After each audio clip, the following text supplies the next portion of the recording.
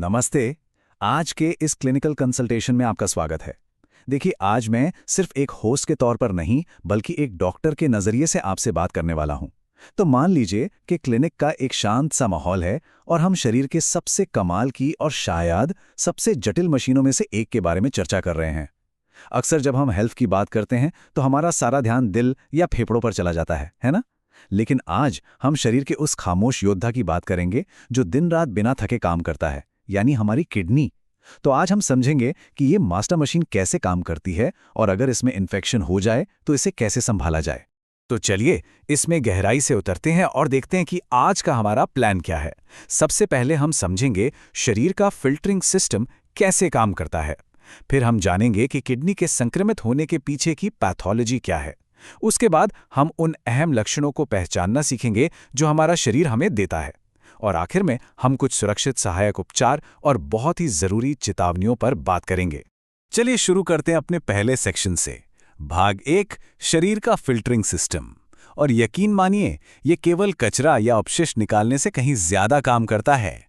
सच कहूं तो एक डॉक्टर के तौर पर जब मैं किडनी के काम करने के तरीके को देखता हूं तो हैरान रह जाता हूं।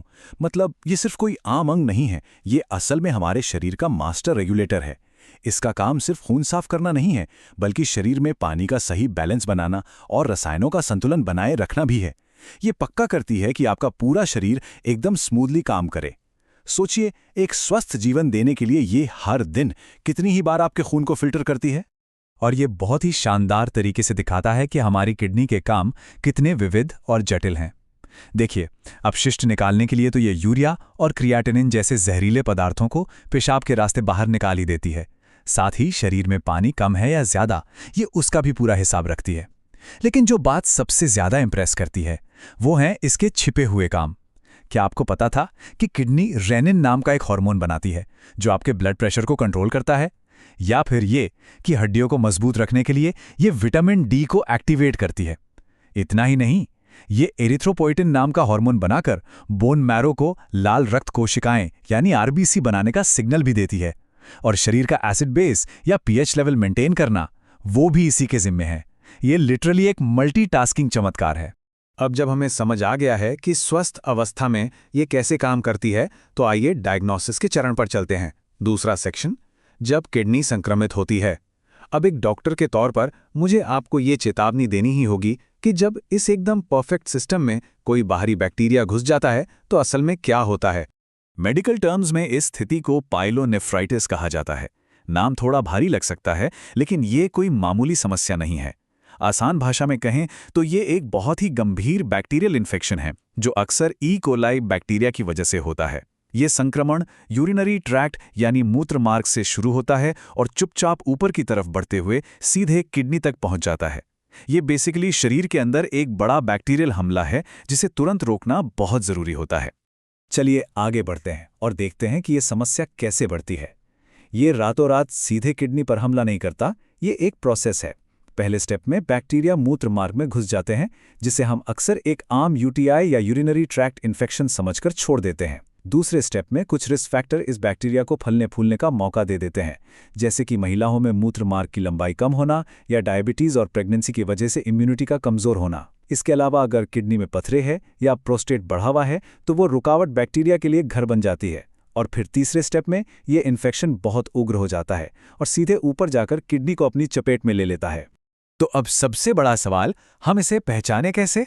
आइए तीसरे सेक्शन पर चलते हैं, लक्षणों की पहचान यानी हमारी सिम्टम चेकलिस्ट। देखिए, हमारा शरीर हमेशा हमें सिग्नल देता है, हमें बस उन सिग्नल्स को सुनना है, क्योंकि ये लक्षण कभी कभी बहुत अचानक बस कुछ ही घंटों में सामने आ सकते हैं।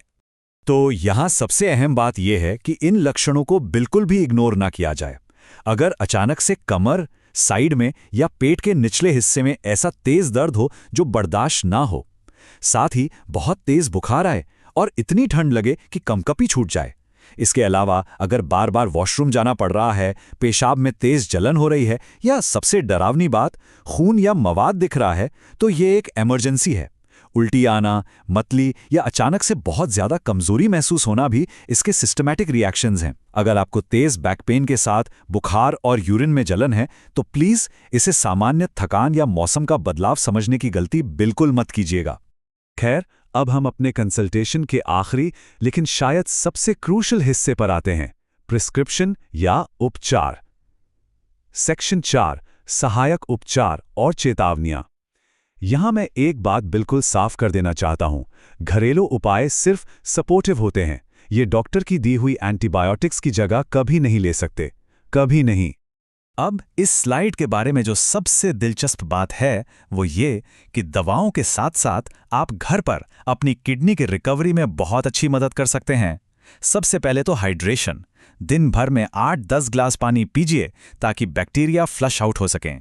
दर्द कम करने के लिए हीटिंग पैड का इस्तेमाल एक बेहतरीन ऑप्शन है। नारियल पानी जैसा नेचुरल तरल पदार्थ किडनी को ठंडक देता है। और हाँ, रात भर पानी में धनिया भिगोकर सुबह उसे उबालकर पीना भी बहुत फायदेमंद होता है। आयुर्वेद में पुनर्नवा और गोखरू जैसी जड़ी बूटियों का जिक्र है जो सूजन कम करने में काफी मददगार होती हैं। लेकिन डाइट एकदम सादी रखनी होगी। ज्यादा नमक, चीनी, कैफीन या शराब से बिल्कुल दूर रहें ताकि आपकी बेचारी थकी हुई किडनी पर और ज्यादा स्ट्रेस ना पड़े। यहां आपको एक बहुत ही स्पष्ट लकीर खींचनी होगी। एक तरफ है हमारी सहायक घरेलू देखभाल यानी हाइड्रेशन और जड़ी बूटियां जो सिर्फ लक्षणों से आराम दिलाती हैं। लेकिन दाईं तरफ देखिए, ये रेड फ्लैग्स हैं। अगर तेज बुखार टूट नहीं रहा है या पेशाब में खून दिख रहा है तो आपको तुरंत बिना 1 सेकंड सोचे मेडिकल हेल्प लेनी है। अगर ऐसे वक्त पर एंटीबायोटिक शुरू करने में देरी हुई तो इन्फेक्शन इतना खतरनाक हो सकता है कि हमेशा के लिए किडनी फेलियर का सामना करना पड़ जाए। ये एक ऐसा रिस्क है जो कोई भी नहीं उठाना चाहेगा। तो आज का हमारा ये क्लिनिकल कंसल्टेशन यहीं पूरा होता है। लेकिन जाने से पहले मैं आपको इस एक सवाल के साथ छोड़ना चाहता हूं। सोचिए, हमारी किडनी हर दिन, हर मिनट बिना कोई ब्रेक लिए हमारे शरीर के खून को साफ कर रही हैं।